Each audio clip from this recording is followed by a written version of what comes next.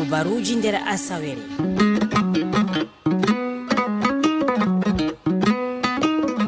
Kubaruji nder asawere.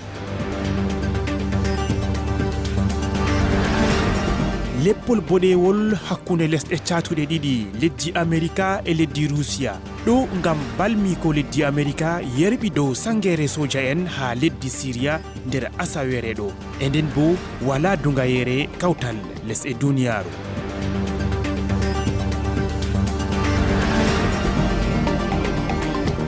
ha leddi Benin Patrice Talon ardiɗo lesdi ndi giɗa mako tokkaka ha député en dow sanjugo sharɗiji leddi. Sobiraɓe tedduɓe taweteɓe nder dente feere ɗe leddi Cameroun, lesɗe Afrika e non bo lesɗe duniyaru, miseyake sanne be wondugo e mon nder wakkatire nde. Hande bo jawmirawo mawɗo tedduɗo mo mango muɗum ɓurka faamu neɗɗo hawti en ha wakkatire nde kubaruji e ɗemgal fulfulde nder asawere.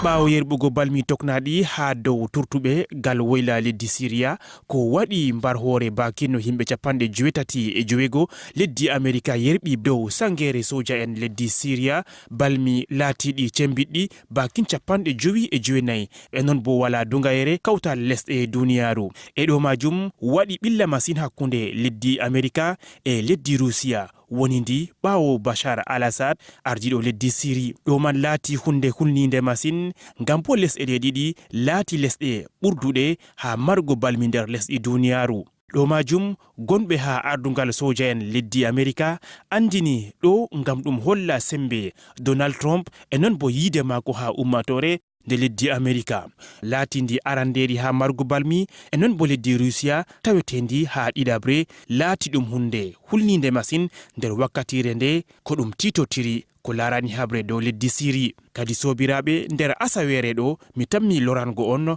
dow dedei lissafi balmi hakkunde lesɗe ɗe ɗiɗi ha ko larani marugo balmi nder lesɗe duniyaru. Kubaruji nder asawere. En garta ha kubaruji ɗi lesɗe Afrika en puɗɗira be kubaruwol ngol lesdi Cameroun. Bariki wanga jahale nder lesdi ndi andini dammugal lesdi Cameroun no ɓurdugal mawnugo tammi maɓɓe go fahin dedei wakkatiji seɗɗa ɗo laati daldal piiroje berniwol Douala daga nyande altine ɗo 10 lewru nayabru ɗo hakkunde jamdi 4 fajiri yahango jamdi 12 nange e nden fahin bo daga nyalade 11 yahango 18 lewru nayabru ɗo hakkunde jamdi 4 yahango jamdi 8 fajiri ngam kuuɗe wo'inki nokkure nde. To en ciftori bo nokkure nde maɓɓano ngam kuuɗe hakkunde 21 lewru tatabru hitande 2015. Kubaruji nder asawere. Kita biyeteɗo Ahmed Abba gollowo ha RFI Hausa mo lesdi Cameroun nangaɗo no daga 15 lewru joyiɗiɗabru hitande 2015 tumaɗo kuuɗe kalluɗe bana wondugo e kalluɓe e laɓɓinki kuugal kallungal. Nyande alhamisa ɗo 5 lewru nayabru o yarama ha saare kiita soja en berniwol Yaounde. Ha ɗo man setoɓe gal dawla lesdi ndi nonnini kiita mbariki dow Ahmed Abba ngam ko o tumama yotti kiita ka nder dawla lesdi Cameroun. Amma alkalijo ha nokkure nde yerɓi kiita ka yeeso ha 20 lewru nayabru hitande 2017. nder asawere ɗo leddi Senegal waɗi julde ntimo muɗum 4 lewru nayabru hitande 1950 e 4 lewru nayabru hitande 2017 hande ɗum laati duuɓi 59 nder nyalade nde julde mapindire waɗama nder nokkuje fuu to leddi Senegal sakkoma bana ha berniwol Dakar lamorde lesdi ndi dow ardungal Macky Sall ardiɗo lesdi. Yabde soja en e jangoɓe derke en e ko nandi e majum waɗama ha daldal julde dow giɗɗe ummatore mawɓe dawla e non bo ardiɗo lesdi. Julde nde waɗama dow kalimaji kugal soja en nder aynuki jonde yetnde fuu. Lesɗe ɗuɗɗe holli leddi Senegal seyo muɗum e barka e julde nder hitande 2017. Ardiɗo lesdi fuu mara laamu nde woore duuɓi joweego e nden bo ɗum fuɗɗitittaake rewɓe ɓeddane daraja haa ko laarani kuuɗe maɓɓe ɗo laati ɓurduɗum haa sanjugo sharɗiji leddi Benin ko yiɗama haa Patrice Talon ardiɗo lesdi ndi amma député en wonayi e maako ɗum yaari lawyawol ngol haa saare majalisaru leddi Benin ngam ɗum waɗa cuɓol e nden bo lawya majum salaki haa wakkatire nde nyande 4 lewru Noyabru ɗo haa jonde 8 ko laarani majalisaru leddi Benin député en waɗi cuɓol e nden bo ɓe gondayi be giɗɗe Patrice Talon député en bakin 50 suɓi sanjugo 22 sali e non goto bo wala ha nangi ɗo majum haɗi lawya ka salugo banna ɗum windama cuɓol lawyawol ha sala ha nokkure nde seto pecce bakin 3 wato geɓe 75 dow temerre on salnata sharɗiwol amma ɗo majum laatay non e nden kadi ƴamol mapindiwol laati lesdi Benin siyasa muɗum laati labkana ha leddi Gambi cuɓol député en dow ardungal Adama Barrow salake jam nder asawere ɗo nyalade alhamisa 9 lewru Noyabru ɗo hitande 2017 nder ummatore millionji 2 1989 on suɓi nder candidat en 238 député en 53 ɗum fu majum nder jambiyaji bakin 9 ha ɗo man ɗum jambiya wa Tito Tirngano e jambiya ardiɗo ɓoymajo biyeteɗo Yaya Jammeh on hoosi jalurgal ha ɓudduɗum wato jambiya nga Adama Barrow ardiɗo lesdi keso o majum heɓi nder député en 53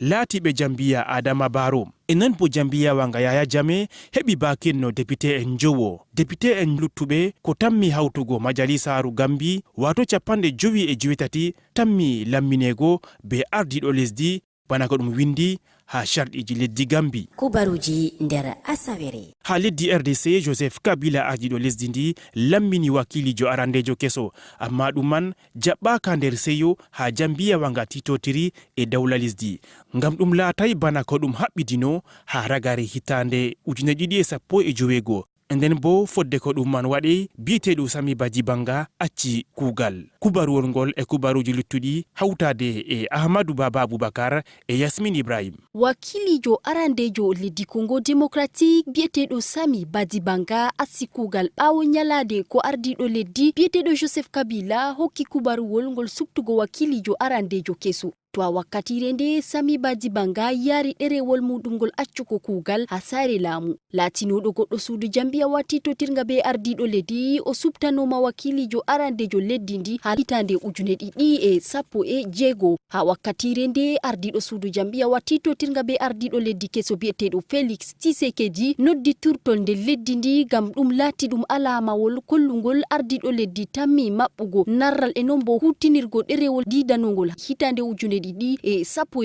to ha wakkatire nde suudi jambiya ɗi nder leddi Congo démocratique ɗon ƴamtotira to subtugo wakilijo keso arandejo nder leddi waddanan ɓe narral hakkunde maɓɓe kubaruji nder asawere ministre jo dawla mo suhlanta haala laamuji en mbiyata administration territoriale et de la décentralisation mbiyeteɗo René Emmanuel Sadi laatiɗo bo ardaniɗo yepre suhlanande haala hijju man en mbiyata commission de hajj ha lesdi Cameroun o wurtini dede dalilaji no himɓe man jarata hijju hikkaɗo ceede man ɗo ɗe fuumaje ni ɗe gaɗi ko watta 2 million be boro 342 ceede men franc CFA ɗum ɓesdi ko watta boro 200 be boro 80 e miɗo toro himɓe je suhlanta haala hajj man haala hijju latti ɓe encadré en to ni ɓe ɗon nanami foti hande ɓe ewnami ɓe ɓesdanami kubaruji dede ko larani haala hijju man ɗo heɓa en pamtina ummatore en andi wato en poti en mbiyani wato wakkati man tema ɓadi ngam en ɗon nder Rajab en mbi ɓawo man Shaban Ramadan Shawwal to waɗi ni wato neɓata man ɗo ni hijjore man nasti ka dalila man ɗo wato to ni suhlani ɓe dede haala hajj man ɗo encadré en ba en ƴownata ɓe foti hande ɓe mata en ɓe ɓesdana en hande jaygol dow ko larani haala man kubaruji nder asawere ha leddi Burkina Faso sare kita hitake himɓe leddi ndi ɗuɓɓe soja en 19 duuɓi 17 ngam suuɗugo balmi ha hisande 2016 to ha alkalijo biyeteɗo Alisono non bo ɓe tammi hitego ngam suuɗugo balmi ɗo laati ɗum wonnugo sarɗi soja en ɓe tammi ɓe hitama ha duuɓi 17 to luttuɓe 13 hitama duuɓi 10 ha pursina ngam lutugo sarɗiji feereji to ha boliɗi alkaliyen leddi ɓe suuɗi balmiɗi ɗo non bo ɓe ɗon hula gam tata ɓe hutinira ɗi ha waɗugo fitinaji feere nder leddi. kubaruji nder asawere. Tefowo laamu ha lesdi Faransa biyeteɗo François Fillon on man ɗo yende alamisa sali nde ɗo 6 lewru avril o yehi ha wuro wiyetego Strasbourg ha lesdi Faransa man ɗo gam o waɗa campagne mako wato foɗa hakkilo himɓe. Yottugo noon woodi derkejo feere ni pamaros rufimo kurori noon oɗo wa'a ha o yaha waɗa discours mako o yaha wolwa amma o holli o ɓernayi ala man himɓeji soji en ha to nangi derkejo man ceeki ɗum limce ko nandi e majum o ɓernayi ban kanko François Fillon o holli wato wala ko ɗume o wi gam farine man je ɓe dufimo ɗo kurori man ɗo ɗum kurori lesdi Faransa ka ɗum Faransa en bo dufimo o wi wala ko ɗume nane ma to a ardanan himɓe o wi si a muña gam majum o muñi hunde wande fottani yimɓe masine. Amadou Baba Aboubacar e Yasmine Ibrahim on gettama e kubaruji belɗi ciwte sey asawere warande amma bo kadi sobiraɓe ɗo reni on be kubaruji daga janggo fajiri tangue jite kadi miɗo ɗofta on be gimol biyeteɗo Ali Baba. Malum fukaraɓe modibo hunde feere on hilnami nder duniyaru ɗo mallum fukaraɓe modibo. En ɗo tokkitina lartugo sigaji ɗi gimmi Ali Baba mo berniwol garwa jihawola lesdi Cameroun nder asawere ɗo ɗum gimol biyetegol jonde duniyaru.